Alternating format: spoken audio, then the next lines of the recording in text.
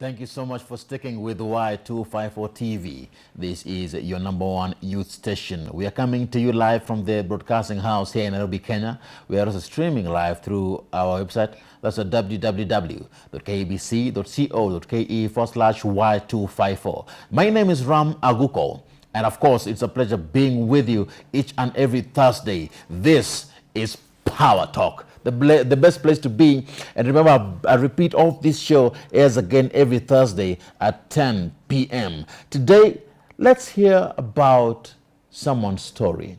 This is a story of one lady, beautiful lady, if I may say. She goes by the name Consolata Y254, also known as Consa. She is an actress and a marketer. We are here to get to know her story. And of course, even as we talk about this, what is your story? And we shall hear what she went through, because on Power Talk, we're here to empower you, to keep you motivated and inspired. As we listen to her story, what is your story? Where are you watching us from? The hashtag, as always, is a Power Talk Show at Ram Aguko and at Y254 channel. This is a lady who will tell us how she lost her limb. Persons living with disabilities, how has it been, especially trying to cope up with the day-to-day challenges of the day. Consolata, karibu sana. Asante sana. How are you feeling? I'm feeling fine, thank you. And you? I'm also good. I'm awesome. I'm feeling amazing. Thanks so much for coming. Oh, I'm humbled. You're humbled. Yeah. Thank you so much. For somebody who's meeting you for the first time, Yeah. Tell us something about yourself, something a bit more about what you do. Okay, I go by the name Consolata Y254, but pale online they call me Consa. And I'm a sister to two sisters because I'm the firstborn. Yeah, so firstborn to cook subgroup yetu. I was a firstborn. Wow, yeah, that's nice. And I'm also a sister to many people out there. Yeah, and I'm an actress and also a marketer. A marketer. Yeah. Wow. Thank you so much. I appreciate it. And I know even as you interact with people, you've managed to, walk in town. And do you always find those people who just look at you and, it's with a different eye? I'm looking at the perception that that you get as an individual. Yeah. Let me start from there. Yeah, they stay a lot and I love it. I don't hide. I don't hide. So I love it. So you can stare. When you finish, you go home. People do stare. They stay a lot. Yeah, and I love it, by the way, but I don't blame them. Because before the accident, even me, ningepatana na mtu kama mimi, I could have stared because I don't know. But right now I know. So I don't blame them. And I'm here to create disability awareness, so I won't hide. You won't hide it. Yeah. And even as you walk in town and people stare at you, right now the feeling is different. Very different. Yeah, wacha waangalie. But before it, how was it before? At first I was uncomfortable. I was like, mbona ule ananiangalia? Why are they staring at me? But I came to understand we need to create more disability awareness because people don't know what is this. You're the one who is telling them what is this. So I told myself I won't hide anymore. Does anyone ever ask what is your story? Yeah, they ask. They do. Yeah, but I don't mind explaining. Hata mwingine akiniona hapo nje town, anataka kuuliza, you ask, I don't mind. I just tell them and explain and then leave. Wow. Yeah. Do you sometimes feel misunderstood? Me, I won't blame you. I won't let you destroy me. I already know myself and I already know my journey. So your thought or whatever you want to tell me, it won't destroy me. I'll just understand you the way you are and then I'll leave you. Then you go your way. Yeah. Consolata, let's hear your story. How did it all start? How did we get to the place where we are today? So you know the struggles of a firstborn. You're a firstborn. From the background I come, lazima nijipush. You're the deputy parent. Thank you. I must push myself whether I like it or not. Yeah. So it was just a normal day. I've opened up a business. It's like 2 months. You started your own business? Yeah. Okay. Now, like, so you know, a business, old stock, they must finish, so you must go and get new stocks. So that day was my day to go and get the stocks. So nimeenda pale soko, nimekusanya kila kitu. Now it's my time. Nataka kurudi sasa home with the stocks. So I decided to call a safe border so that I can take my things home and then tomorrow niamkie niende nazo kwa busy. So this is in the evening? Yeah, it's an evening. It's 5 to 6 there. 5 PM. Around 5, 6 p.m. Yeah, there. PM All right. there. Now nimeita safe border, kila kitu iko. Now we are on our way back to home. Now unfortunately a probox came at the wrong side. It hit us and the driver died there. And then I was left. Which driver? The boda driver. The boda. The probox came from the wrong side. Ikakuja tuka imetugonga. Which side? From your left or your right? It was from my right side, yeah. From your right side? Bypass, northern bypass. Kuna kuanga na barabara, gari tu zinakujanga. Yani it's just a one road. So this side gari zinakuja bado, this side gari zinakuja. As in like kuna zenye zinateremka na kuna zenye zinakuja on the upside. So si tulikuwa tunateremka. Mnateremka? Yeah. And your boda guy, was he on the right side of the road? Very right. Okay. Yeah, so now the probox came on the wrong side. Mambo ikatendeka hapo within a span of an eye. The next minute mimi nikijiangalia, my whole right leg was outside. My bone imepasuka na iona imeniangalia hivi. Yani everything was outside in short. Now people were trying to fix with nini, mtu anakuja na towel, anakuja na kitambaa, anasema close meanwhile kabla tutafute mtu akupeleke hospitali since imehapenia kwa barabara. So now we are trying to see if someone can stand akupeleke hospitali. Now ni kusimamisha gari. Kuna mtu anataka kusimama, habataki kusimama. Wanasema oh nikisimama nitaambiwa oh I'm the one who caused the accident nini. But sema in good luck someone akasimama. What about the probox guy? Alienda. It was a hit and run case. Hit and run? Yeah. Nobody got the number plate? No. There is no CCTV. Many people are coming to see what happened. And sasa kusongesha vitu kwa barabara cause it's life, it must go on. So ni kutoa vitu, barabara iendelee na kama mtu ni nini, aende hospitali. So that person akasimama, nikaingia kwa gari, nikapelekwa direct kwa hospitali emergency along upon northern bypass, KU referral. So huyo mtu akapigia my mom. Ndio saa my mom akakam. Nikaambiwa this is a very serious case. Nafaa niamkie asubuhi kama nimeenda theater. Yani that hospital has a lot of complications. Singeweza kukaa hapo. So nimekaa hapo like let's say 2 days, nika transfer. Nikaenda another hospital. Kwenda another hospital, nikaenda direct kama nimeenda theater. Kwenda theater, wakaangalia mguu yangu vizuri, hadi wakaeka hadi chuma, wakanipea hopes, wakaniambia Consolata, you will be fine, don't worry, everything will be fine. So they did not amputate it at this level? Sija amputate hiyo bado. Bado kuna mguu yako? Bado niko na mguu yangu. Now, let me take you a few steps back. Yeah. You're on the road. Yeah. And you're lying there. Yeah. At what point did you just realize that I'm actually hurt? Because adrenaline is always, there's that rush. Yeah. Yeah. At what point did you realize that I'm actually hurt and something has happened and my boda guy is actually not here? At first, when the accident happened, I was like, no, I want to go home. So first of all, niliamka. Kuamka nikaona I can't stand. My whole leg is outside. I can see it. Even I'm touching it, I'm like, what? What's happening? Yeah, and I'm like, kwa nini watu hawakuji side yangu?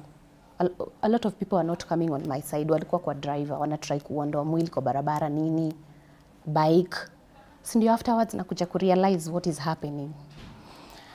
So sasa nikuendelea tu na situation. I'm like, I'm there but I'm not talking, by the way. I'm traumatized. I was not talking, by the way. You've not even realized what's happening? What's happening? I'm just there. You're running, why can't someone just help me here? Yeah. Ndio afterwards you came to understand what was happening. Si ndio sasa tukatry kusimamisha gari. Because right now I'm looking after my health. Hata kama nikukua concerned surely. si mguu yangu yote iko nje and the more I'm wasting time the more I'm bleeding. So I had to simamisha any car inipeleke hospitali. Did you have first aiders coming to the rescue at that time? Wapi watu wanakuiba. Mimi nilibiwa kila kitu. Sinakwambia nimetoka kununua stock. Ndio narudi. By the way, I didn't go with my stock. Mimi nilienda tu venye niko. Hata simu ilienda. Everything went there by the way. Kabla first aiders wakuje niwezi. Sorry to say. Kenyans, we need to really change this. I think we need to change this narrative. Yeah, we really need to. So they come, take advantage of the accident, steal from you, and maybe steal from the border driver, maybe, and just go their way. Yeah. Do you think that, I think that should change? But they can't change. It happens. So many times it does. Yeah, it Unaibiwa does. tu simu tu na unaumia. Imagine they're pretending like, hey, are you okay, are you okay? But we, anakusokora tu. Now, when you got this, let's say, Good Samaritan, the driver, alisimama kivyake? Yeah, he was alone. Did someone stop him? He was alone. And I was, unajua tuko kando ya barabara along the path. He just came direct akauliza, what's the problem? Akasema, we are trying to look for a car. Itupeleke hospitali. He stopped the car? Came and asked what's happening? Took you in? Akasema, I will just drop you. You call whoever you're calling and then I'll leave you. I was like, that's good. That's okay. Because at least I'll reach at the hospital. It will just calling my parents now to come. Yeah, he did that. Wherever you are, may God bless you. I don't know if he can even remember. He can remember, where? He can remember. Hawezi sahau kitu kama hiyo. Seriously. You don't forget that easily. Once you got to this hospital, because you said that there was some confusion and you're not comfortable being here. Yeah. What is this confusion that you saw in this place that you felt not comfortable being there? There are people who talk with cash. If you don't have cash, they won't attend to you and they don't want to use the NHIF card. So you see, and it's an emergency, you can't stay there. You have to transfer. You didn't have an NHIF? I did have. They don't use NHIF card. They want cash they instantly. Okay. Yeah. So you had to leave? I had to leave because I have an NHIF card. Yeah. And they wanted cash? Yeah. How long did it take now transferring from this hospital to the 4 next? days. 4 days. Consolate. Bado tujaanza story. It's just the beginning of it. So you're in a hospital. Yeah. They want cash. You deal with the NHIF. So you have to leave this hospital. Remember, you're still bleeding, I believe so. Yeah. The bleeding hasn't stopped. It hasn't stopped. And you can see your bone like inakuangalia hivi. Wow. Yeah. And it takes you 4 days to leave this hospital and go to the next. Yeah, because they are not providing you an ambulance. You have to provide yourself an ambulance. Ujue venye uta connect the whole situation so that you can get out of there. In this four-day period, where are you? I'm just there, sleeping like nonsense and eating. Unakaa tu? Niko tu, sasa nitafanyaje? What did they do to your leg? Because you're bleeding. The first time when I went to that hospital, the first thing when you get to the hospital after the accident, they are checking where umeumia, isipokuwa mguu. So walinipeleka kwa various machines kuangalia if my head is okay, my hands are okay, the rest of my body. Wakapata the only part yenye nilikuwa nimeumia, it's the leg only. So wakafanya some, tuseme ni kufanya tu nini, tuseme kutoa uchafu nini. Yeah, and then wakai bandage.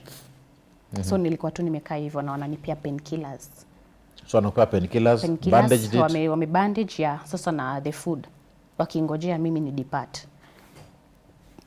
Na ulikaa for 4 days? Yeah, alafu nikatoka nikaenda another hospital. Do you feel like it got worse within these 4 days? It did, because before nikuje kuelewa, let me give you the story. So after nimeenda that hospital, the next hospital now, nilienda the first time kama nimeingia theater. So kuingia theater naona washatoa hiyo uchafu whatever is going on for those 4 days cause nilifanywa tu dressing the first time wakati nimeingia hospitali. 4 days sijaguzwa. For me I'm feeling like it's an emergency cause sijapata usingizi bado. Nasikia tu uchungu. Sijalala by the way, nasikia uchungu. Nasikia uchungu bado. Yani the leg is so painful, let me tell you something. The leg is so painful. So I'm not sleeping. Nimeenda hiyo hosi unaona, nimetoka theater wamenieka chuma, wameniambia you'll be fine. Mimi nimerudi kwa ward. Now it's like the 5th day. Sasa kwa hiyo next hospital. Nasikia I'm not okay. Bado uchungu. I'm not even sleeping. Alafu tena mguu yangu, unajua kwa ward mko wengi, mko like 8 of you ama 12. So unapata watu hawakai na amani. My leg is smelling so bad. Very bad. Kabisa. There's some smell coming out. Yeah. Yani we can, alafu tena ina bleed tu. Yani kama imekelewa kwa bed unapata like kama ni hapa inatoa uzaa bado, inatoa some things hazieleweki. Tukaita daktari cause a public hospital, let me tell you something, before they cater for you. Utangojea sana.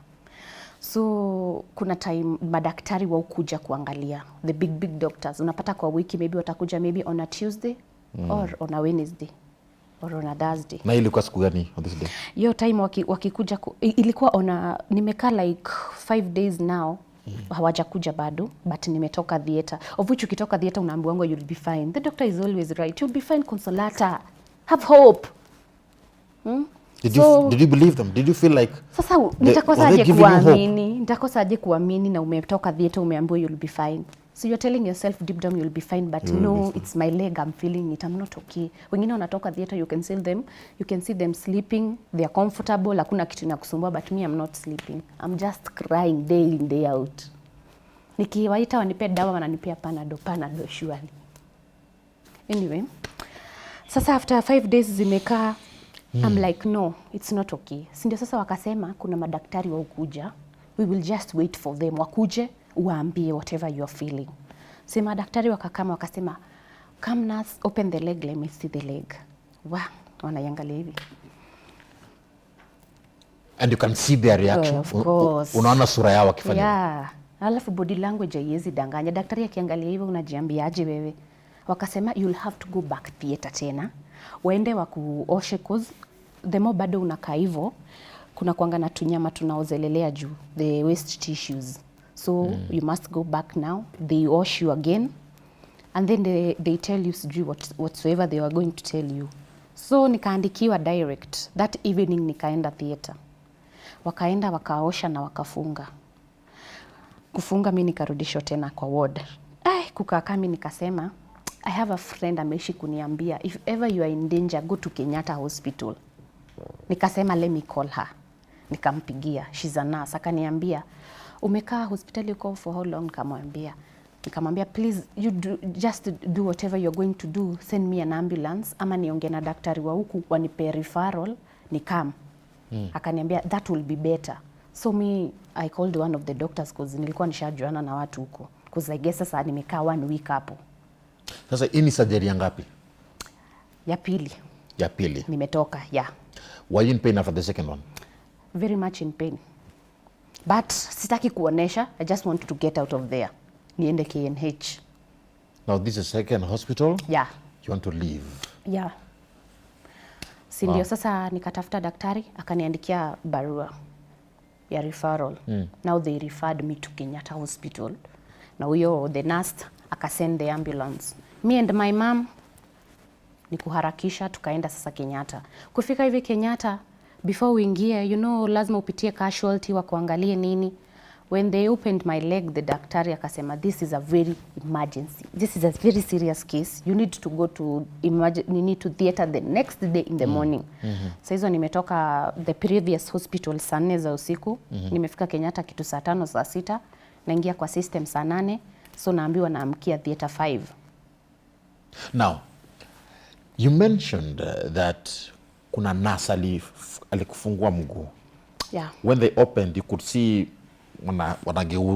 wanageuza kichwa yao, wanageuka, that facial expression. Was this at this hospital or the previous one? The second hospital. The second hospital. Yeah. Now, After they opened, what were they doing to open? What was the reason for opening your wound? I was telling them it's smelling. I'm from the theater like 4 days. What's going on? Why is my leg smelling? What are you not telling me? So they were like, open the leg. Let us check and tell you what's going on. So now the first time they checked, sasa si ndio walinipatia that body language ya hivi. So they advised me to go theater after 2 hours. Maybe it's the tissues zimeoza, no wonder inanuka or something. So they're still speculating. They don't know why. They don't know why. In short, they are not telling me what's going on. Okay. So wakati nimeingia KNH sunaona, nimepata bed saa 8 za usiku. Niko kwa system, nafaa kuamkia 5 kuenda theater. 5 ikafika nikaenda theater. After the first operation which took 3 hours, waliniambia my bone from here to here is dead. Wow. And I have an infection and it's growing day in day out. Na nisipokatwa mguu, I'll amputate the whole leg. I don't know if I have a shot of that. The bone from where to where, you can show them again. From where to where? They said that bone limb is dead. Let's get that. From where to where? My bone from here to here is dead. From up. Say it again. From here to here is dead. Was dead. Yeah. Wow. And they said if you don't and remove you that have part, an infection, and they are not telling you. My leg was turning black, and I didn't know. That part of that. It was turning black, but you know I have a bandage, so I can't see. Me, the only signal it's giving me, I'm not sleeping. I'm having a lot of pain. They're saying you must amputate that, or else the whole leg. The whole leg. When I went to the hospital, the infection had reached here. Kwa joint sasa. So the doctors were telling me, if we don't amputate as soon as possible, we will amputate the whole leg. Yeah. Cause the infection was, ilikuwa inapanda yani, like kila Daily. sekunde inapanda tu. Yani it's not twisting. So sinaona nimerudi kwa ward, nimepewa news, niko like, are you 18 years old and above? Naambia yes. So you have to tell your parents, tell your people, whatever we have told you, because we need to amputate the leg. Or you can also decide for yourself. You say yes, a tick. We go again theater the next day so that we can amputate the leg. They asked you if you're 18 years and above. And above. Yeah. You are below 18 at this time. No. You are they just have to counter check and confirm. They're just asking, si uko 18 years old and above, so you can make decisions for yourself. Oh. So you can just sign if you don't want to involve so your you parents. Signed. Yeah, you just sign. Because you you're want to over amputate 18. the yeah. All right. Because now hakuna solution. I'm like, hakuna plan B.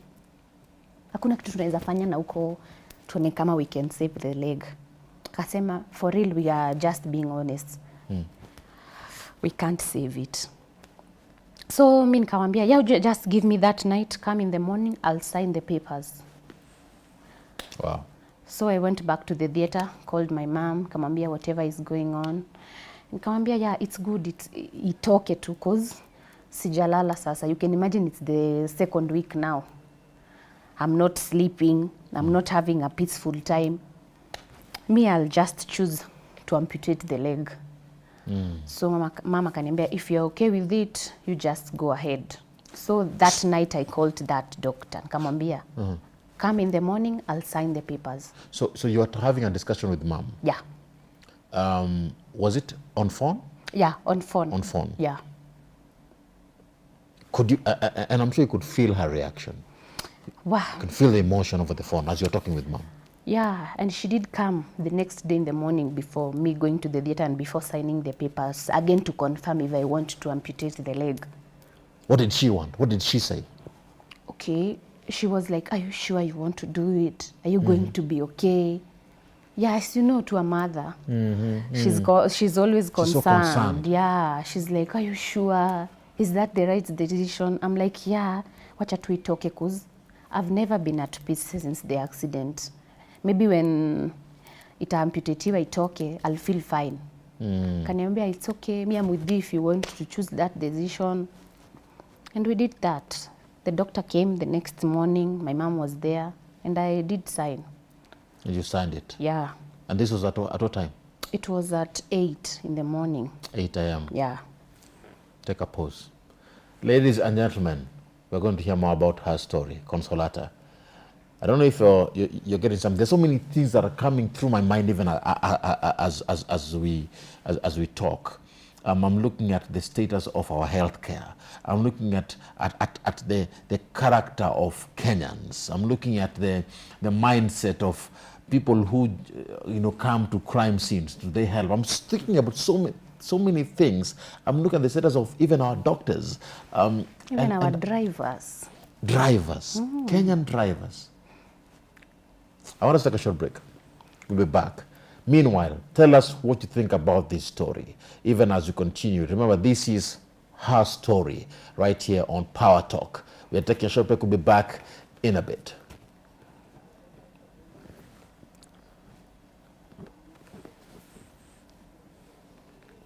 All right, not now? All right, okay, so I'm told we're taking the break later. Sorry for that. I want us to proceed with that. When you're ready for the break, you'll tell me. So at this point in time, you're having a discussion with your mom, amekubali, you've signed. Now that the doctors come, Yeah. Sivyo. Now, you go for theater. Who are the people who are present on this particular day? You know, me, I deal with my shit like this. If something has happened to me, I don't tell everybody. So I didn't involve any friend. It was just family. So I was just with my mom there and my sister. So we are ready for it. We have already signed. And amputation is a serious thing. So you need to have the best surgeons around. So you are alone. You're alone with your sister and your mother. Yeah. Did you have any? Because it's a serious thing. I'm looking at maybe a counselor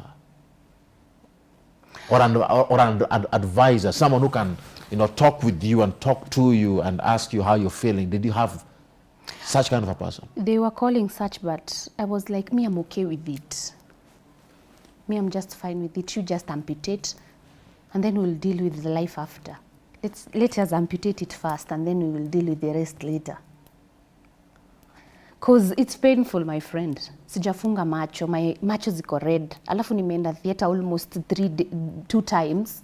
Mahali kwa kichinjio lazima damu imwagike. I can't go yet theater cause I need to donate blood cause sina damu kwa mwili kabisa.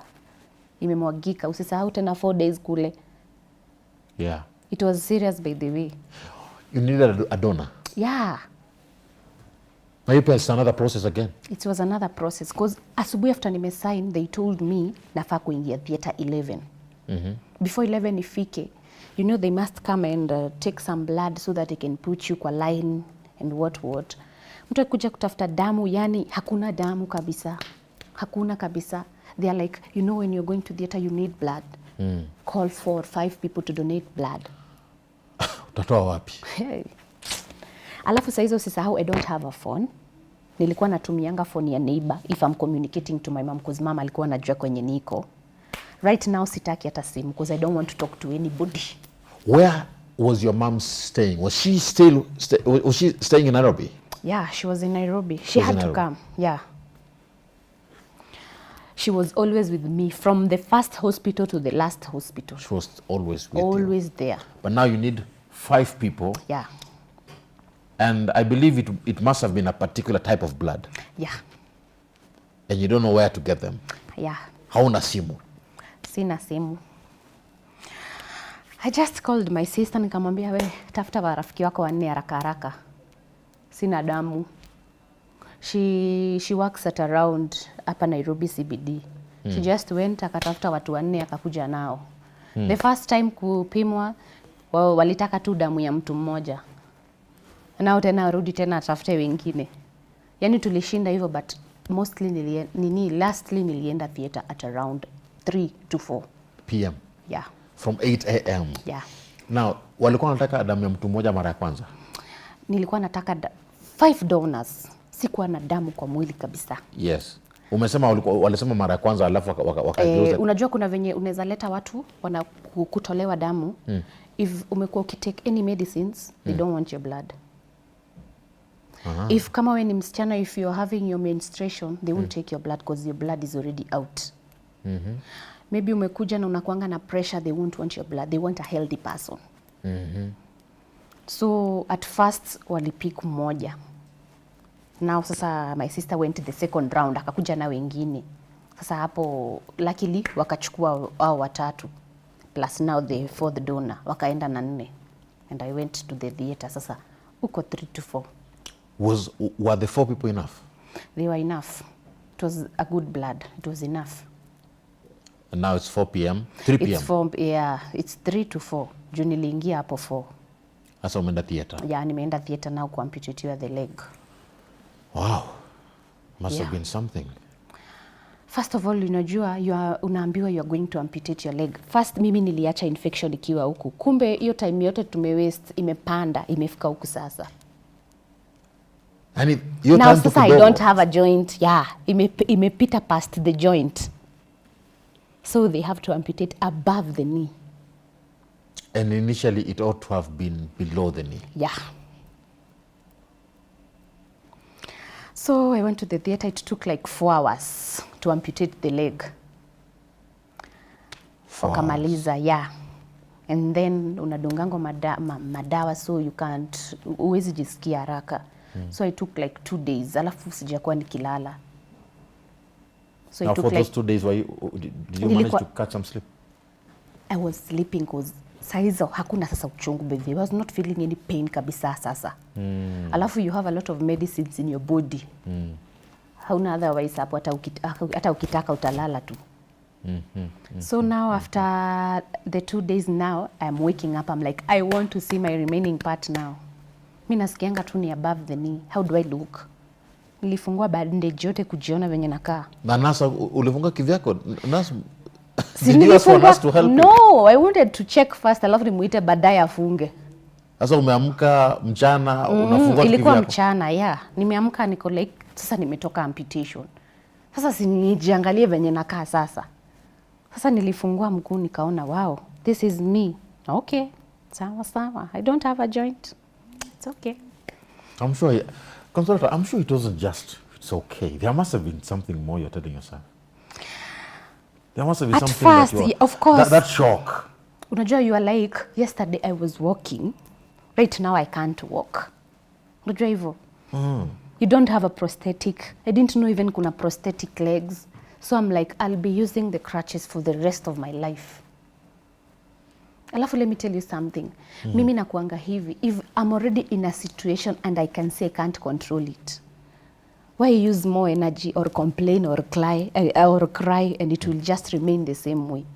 See, I'm just looking for ways because, yeah, nimeamputatiwa mguu. Now how to cope? Una introduce you a physiotherapist who is going to lead you with exercises, how to walk with crutches so that you can continue to cope with your normal life. Sasa si ndio hiyo. Mimi nikakuja nikaona venye the remaining particle, now you must take time so that the remaining part can heal. I'm taking lot of water, I'm taking lots of fruit now so that bado damu yangu irudi because I still don't have blood. Ni kujiskuma tu. You're crying bado. Uko like, why me God? Mimi, mbona? Yani jana nilikuwa natembea vizuri, nilikuwa nakimbia. Sasa siwezi. You're in hospital? I'm in hospital. No phone? No phone. So no one could call you and ask how you're doing? How I'm doing. So nikaamua like, wacha nitafute kama tumbo kasimu kale kadogo. At least I tell a little people wenye tulikuwa tunafanya now job, wengine wenye ulikuwa umeandika what happened. Sasa ndio ukaambia una involve a few, nawaambia what's going on, my leg have been amputated, if you want to see me come at Kenyatta Hospital, nini. Yeah, I involved some few friends. And they came, yeah. And after they came, wakakuja wanasikia incidents, wako like, yeah, it's okay, it's life, it happens. And we are going to be your friend no matter what. Was it, now I'm looking at you lying in that hospital bed. How long did it take for you to go through that whole journey of acceptance? From that time when you were lying in that hospital bed, when unakubali yenyewe, okay, imefanyika. It was when I was recovering the remaining part. Unajua it takes 6 weeks to recover. So within that journey, I was accepting myself. And I love myself, and I'm a strong person. I've told you I'm a firstborn. Yes, you are. I'm a firstborn. If I give up right now, and I've told you I'm a sister to 2 sisters behind me, nitakuwa nawaonesha nini?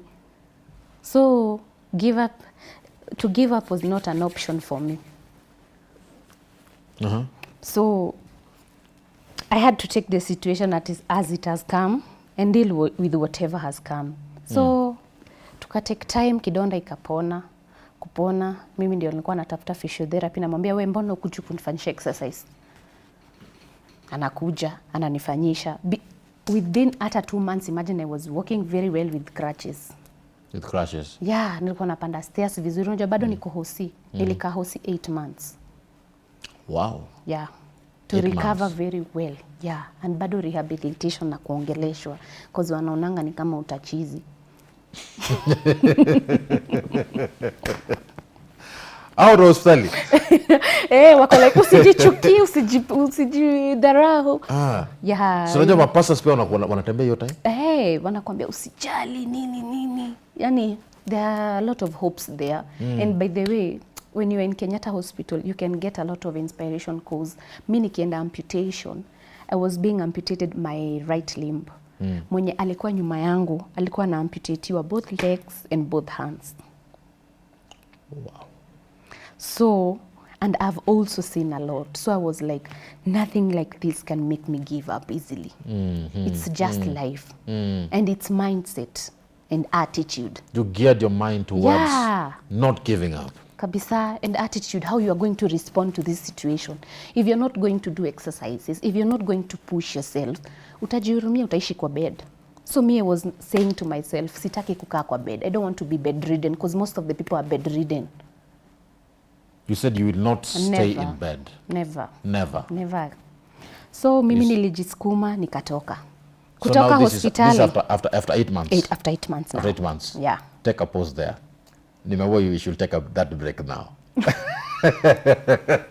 As umetoka hospitali. Now life no inataka kuanza. A new journey now starting. A new journey now. Consolata, thank you so much for wow. The mindset.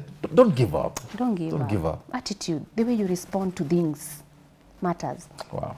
I want us to take a short break and we'll be back in a bit. But keep engaging with us. The hashtag, as always, is Power Talk Show. Head over to our Facebook page and drop in your comments on that particular platform.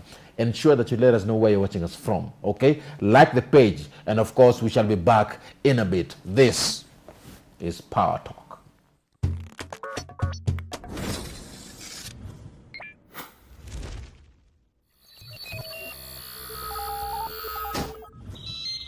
Y254. Imagine. Welcome back. Of course, this is Power Talk. Thank you so much for sticking with us. Today, we are talking about the story of one inspiring lady. My goodness. If you can just hear her, utasema yenyewe, labda sisi wengine hatujapitia. You know, at the end of the day, it's all about the mindset. This is the story of Consolata, her story right here on Power Talk. And of course, I can see, you know, many of us are on our Twitter platform and Facebook, letting us know where they're watching us from. And of course, keep doing that, you know, keep listening to this because this is her story right here. Thanks so much, Consolata. And tulikuwa tunaongea kuhusu now 8 months. 8 months in hospital, trying to recover. People coming in to you know, talk to you, and they're keeping wanaendelea kukupatia motisha. Now you're out. How was it now? Day one. Actually, tuanze from the time when you unatoka that hospital bed, and you unasema, this is the day that I'm leaving. Let's start from there. First of all, umezoea kukaa hospitali ulikuwa like I can do it now. Yeah. Unasema, let's go. Yeah, let's go because you've been around that environment, you're feeling like you can do it. Kumbe mambo bado. A cab came, ikanibeba ikanipeleka home. Challenge ni kwa plot. You know when you're using crutches, haufai kutembea mahali kuna maji cause ni rahisi sana uanguke. So sikuwa nimeweka that kwa mind. But sasa ni kudeal nayo venye utatembea tu pole pole hadi ufike kwa stairs, upande stairs. Kwa stairs nilikuwa nimefunzwa na physiotherapy huko hospitali. By now umeshalan already. Okay. Yeah. So saizi niende ni cope kwa nyumba. You know kwa nyumba sasa ni kutumia crutches. You go to the kitchen, you go to the washroom, you go to the bedroom. You know, now I must adapt to that. It's another new challenge. Mara ya kwanza kuanguka, kutegwa, you know, you must go all through that. Alafu again, life have to continue. Si ati nimekuja kwa nyumba tena nikae kwa nyumba. Na sijazoea kukaa idle. Umezoea kufukua unafanya kazi. Unafanya kazi, yeah, hujazoea ati umekaa hivi idle uko tu kwa hao. So I used to go outside kwa balcony, bado nafanya tizi, nini, narudi, natoka hapo nje kwa hao, narudi. You know, to keep myself busy, because sitaki kukaa idle. So sasa umefika process, your wound is very fine. You need a prosthetic leg. Now sasa ni search ukiangalia how to get a prosthetic leg, the best legs, what and what. Unaangalia prices za leg uko like, I'll never walk again. I'll never. Sasa hii hata kama we are talking about prosthetics. You never knew initially that actually prosthetic legs are there. You used to see them. Si unaona kwa movie hata kama mtu amekatwa mkono ama mguu kuna artificial hand walikuwa wanapewa. Yes. You just know it's an artificial hand. You have never seen it. You don't know how it works. You don't know if you're going to get a good one because me I don't have a joint. I need a good joint. I'm a content creator. I do skits. Nitafanyaje skits without a good leg? So me kwa mind lijazia, I'll not walk again. But let me tell you guys, when you love and accept yourself just the way you are, miracles happen from nowhere. Wow. Nimeenda clinic, nikapatana na lecturer mmoja, akaniambia, hey, umekuja kufanya nini? Nikamwambia, yeah, nimekuja check up, but I'm looking for a prosthetic leg, na nimeona price, and for real, I'm not capable. Akaniambia, you just give me your number, book an appointment. I go to bado door to door. I can come to your house. You tell me what you want or tell me your budget. I can help you anyhow I want. Nikamwambia, it's okay. We will plan. In terms of getting the money. Yeah, getting the money and helping me to get a best leg. Because right now, ukitoka tu amputation, you want a prosthetic. You have a lot of ideas. As in, everyone is coming. They're telling you kuna hii. Yani hata uko confused. So mimi nikasema, juu nilikuwa nimeelezewa a few, na the few hazikuwa zimenibamba vizuri. Because I know I need a good joint. I need to hike, I need to jump, I need to do this and this. Na hii pesa pia si lazima ukuwa na something like a fundraiser or something. You need to call all of them. This leg is not that cheap, let me tell you. So tukabook appointment na huyo daktari. Akakuja kwa hao. Akakuja akaniambia, let me see the remaining part. Kuna a certain shape they look. So that it can fit into a prosthetic leg so that you can be able to walk. So at first akaniambia, you already have the shape. You're just lacking a prosthetic leg. Kamwambia, yeah, I'm headed there. Ni venye tu nasikia prices na shtuka. Najiambia, anyway, I won't be capable. Akaniambia, let me tell you something. A leg that I can advise you to take. Sindio tukaangalia few legs, akaniambia, this one will be the best. Kamwambia, but I don't have that cash. He offered to pay half of the amount and me I pay half of the rest. So akanireduce out of the cost. goodness of his heart. Yeah. Akasema he'll pay half of it and then I pay half. Nikamwambia utakumenisaidia sana. Kaniambia you'll get a good joint, you'll be sitting down, you'll be doing whatever you want, you'll be dancing, you'll be doing this and this, of which I've been doing them. Look at you now. Look at me now. So first of all umepewa hizo, unaambiwa sasa now you must go for measurement so that they can fit your prosthetic leg. So he found the leg. Yeah. He found the leg. Found the doctor. The doctor. Paid the half. Paid the half. Now the doctor was waiting for my half. Did you manage to get it? I did a fundraising. Oh my God, niliita wote. Woo, kujeni. Tukatoa hadi kadi. Yeah, they came. Because especially my church called Madre Teresa Catholic Church. Wow, those people are the best. Shout out to those guys, man. Mbarikiwe sana. Kabisa, they came through very well by the way. Which year was this? It was 2021, last year. Last year. Yeah. Last year. Ladies and gentlemen, so we are not going to talk about things that happened, I don't know, many years back. Last year. Yeah. Wow. Now, this guy gets to the leg, and now, I don't know if I'm taking it so fast. Now you have the leg, Cindy. Do you pick it up from there? I don't have the leg yet. You must go and do some measurements so that they can measure exactly the remaining part so that it can fit with the other one. So it must take like 2 weeks to 3 weeks before they make the leg. So I did a fundraising as they were making the leg because they already have the half of it. So after paying the half of it, now see I did a fundraising. People came through. Tukamaliza. When was this picture taken?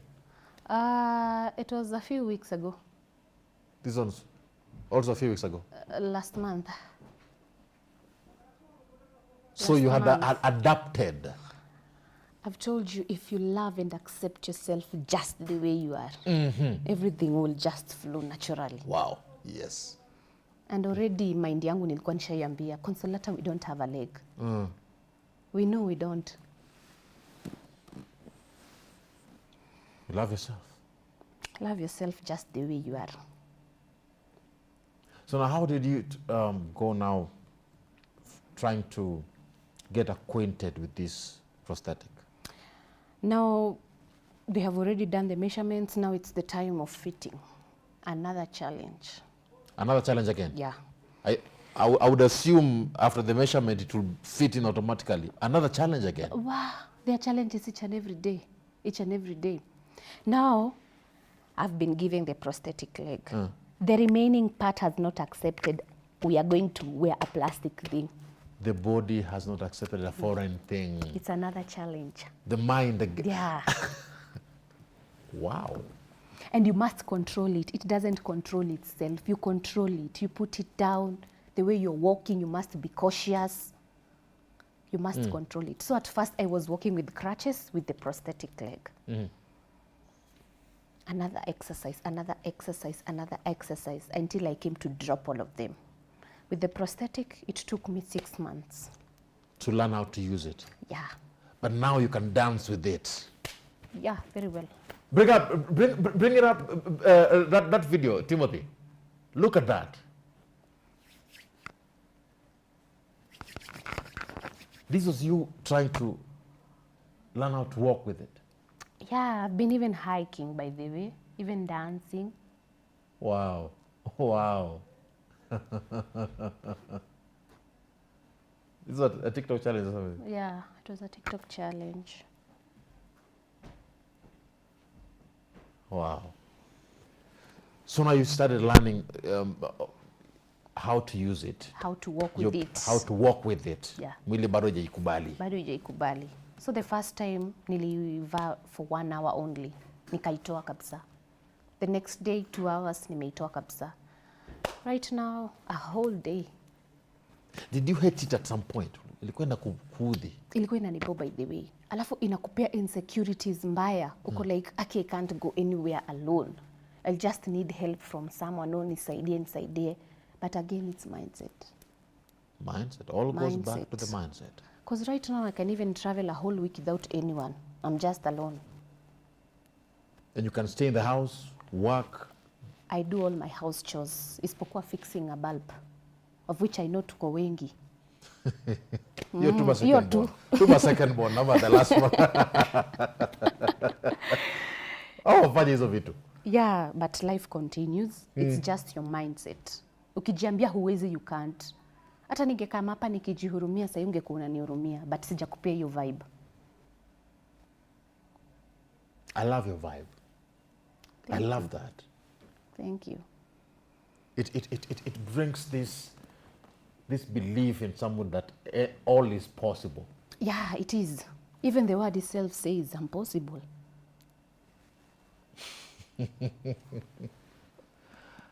Let's look at family and friends, and now that you are out into the world and you have adapted. How was their reaction? How was their feedback? I'm looking at how they treat you, how they respond to you. You know, those guys when you're not with those woshy eyes. Yeah. So, you know, mi naenda hadi hapo namwambia, hey, my friend, nilipata accident. Stop staring too much. Kama nataka story nda kuexplainia. Alafu naenda. Me, bide, it doesn't scare me. Staring at me, when ndio uko imagine. You are there alone. Me, I'm not there. Try to adjust like me and move forward. Okay, some families, family imekuwa a very good time for them because they have really supported me in a way that I never thought they could. They've always been there. Friends, some ran away. You lost friends? Yeah. Some ran away. Wako like, no, but you can't judge them. I've told you, hata mimi before nipate accident, ningepatana na someone like me or such a situation. Ninge judge differently because it's just happened because haikutupea signal. What were they saying as they're going? Was there like some words exchanged or something? No, like, so you know, sasa sikuwa na simu. Yeah. So afterwards, kama nimechukua simu, nilisema nitachukua simu wakati nataka kuingia online na ni post. Because I was acting a series called Sweet Moyo. We were acting with Sami Kioko and akina cartoon. So some people were asking for me. So ilibidi nimetengeneza video niingie online niseme nilikuwa na accident because I've not been posting for a while. So I had to come back. So after coming back, ndio unaona watu tu wako hapo, they are not talking, wako tu. See, you just know they ran away. Yeah. Others, they were with me till now. They've stuck. Yeah, till now. And I'm sure even as you interact with people, there are those who you actually grew stronger together. True. And also this journey, you lose friends, you gain more good friends. And that's when you know who your understand true you. friends are. Yeah. You gain lots of good friends who understand you, support you. Yani they are always there for you than even the previous ones. You say, like, it's like a skin shade. You just stay there. You are just here for a season and your chapter is over. How did you feel, you know, realizing, actually coming to distinguish between the true friends and the fake ones?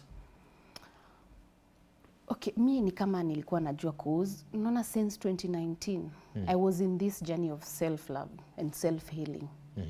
I was concentrating on that. When you're concentrating on that, you can see the people who are with you and the people who are not with you. So you won't force. You know, I'm in hospital. You don't expect me to call you and tell you I'm in the hospital. Yeah, You just see Consolata yuko online, alikuwa na post daily. You know, something like that.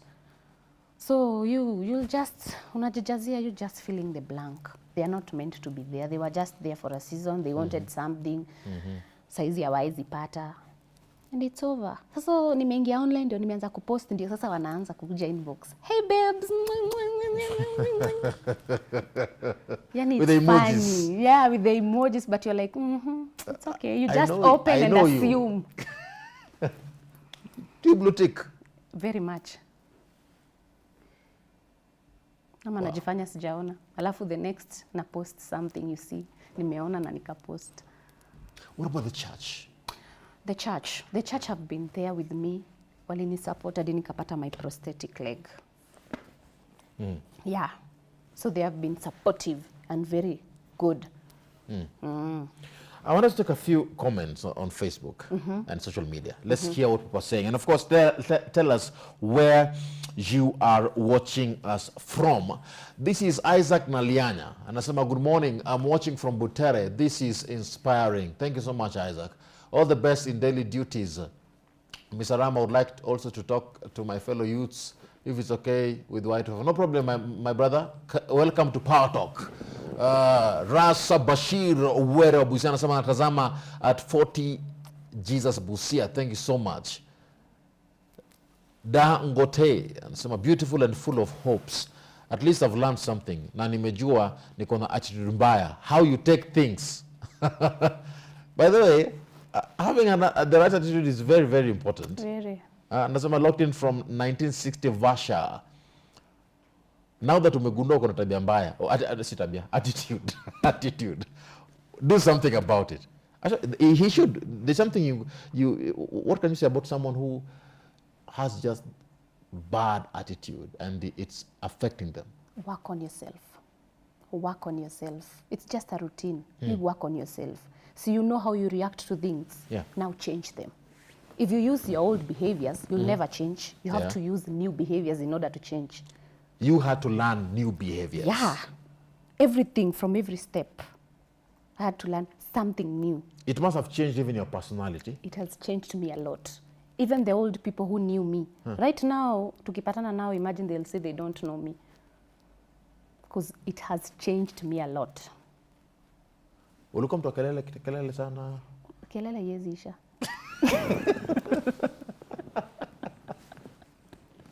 All right, Timothy. So, do we have more comments? To let Timothy bring them up. We have Nixon Justin and some inspiring 100%. Thank you so much, Nixon.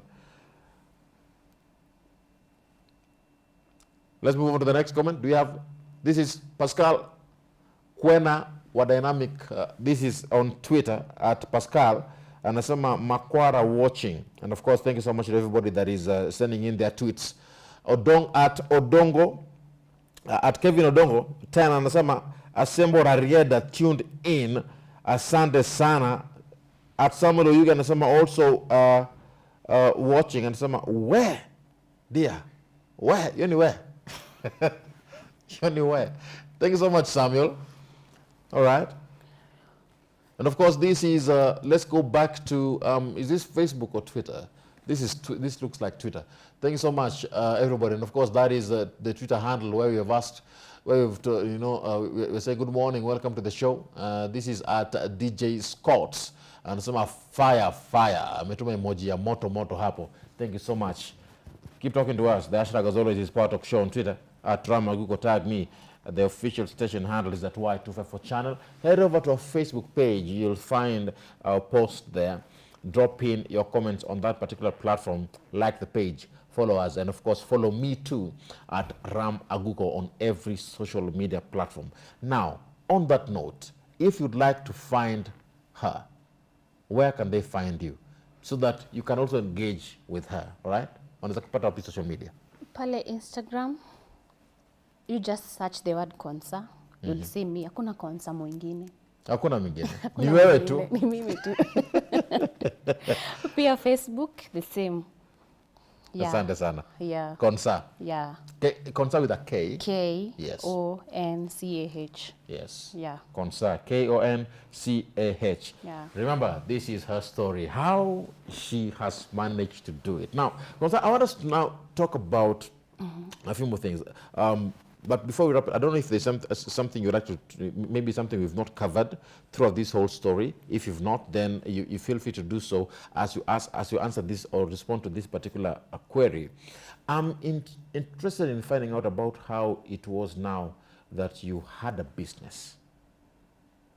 How was it now after all these months of recovery, between the time you had the accident and the time you had you got back on your feet? How long did it take? Did the business flop? What happened? It collapsed. It collapsed?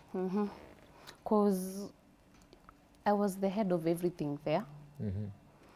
I was controlling everything. So after toka tu hivi niko hospitali, when people are coming there, they're asking for me.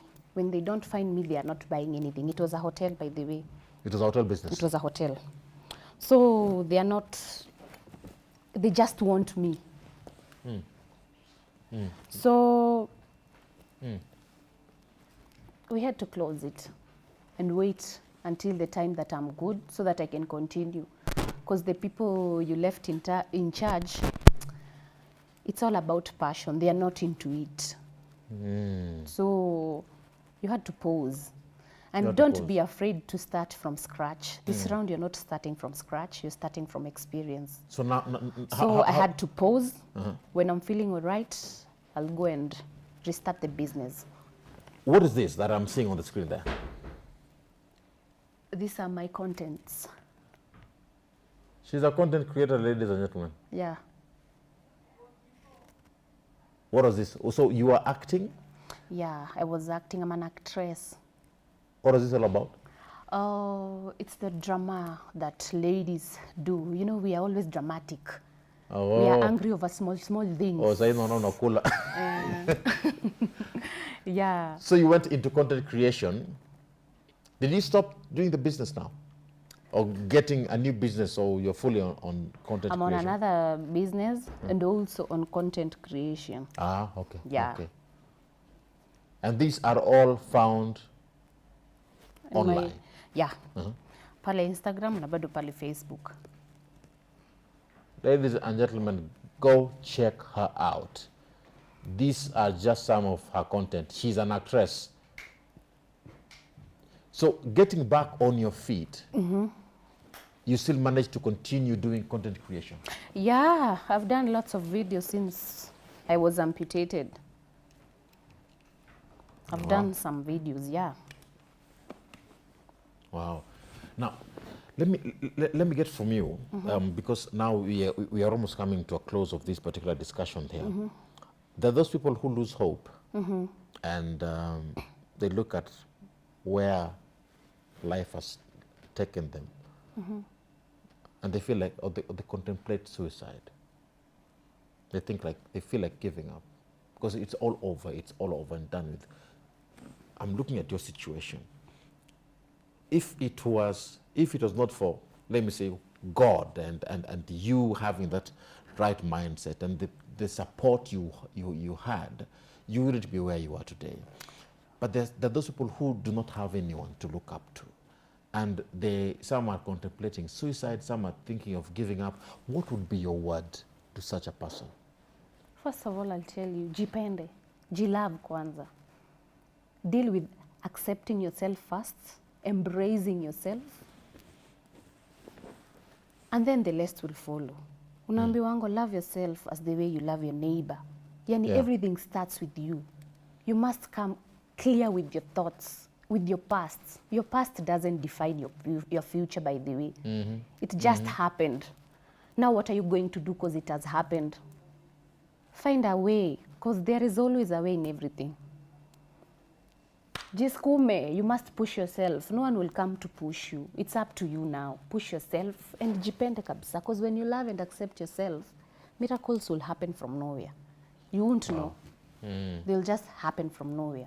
And you never know where the luck is. Si ati uko bedridden usitoke kwa nyumba, toka, wacha wakuangalie. What I do? What I do? Watakuangalia tu alafu jioni uko peke yako, wako peke yao. So, don't mind them. Let them stay, because you're teaching them something if they are learning. If they are not learning, leave them. Let them talk. Let them talk. Yeah. Life moves on. Life moves on. As long as you love yourself. You're saying you're smart. Nothing else matters. I'm looking at you being the firstborn of your family, your siblings.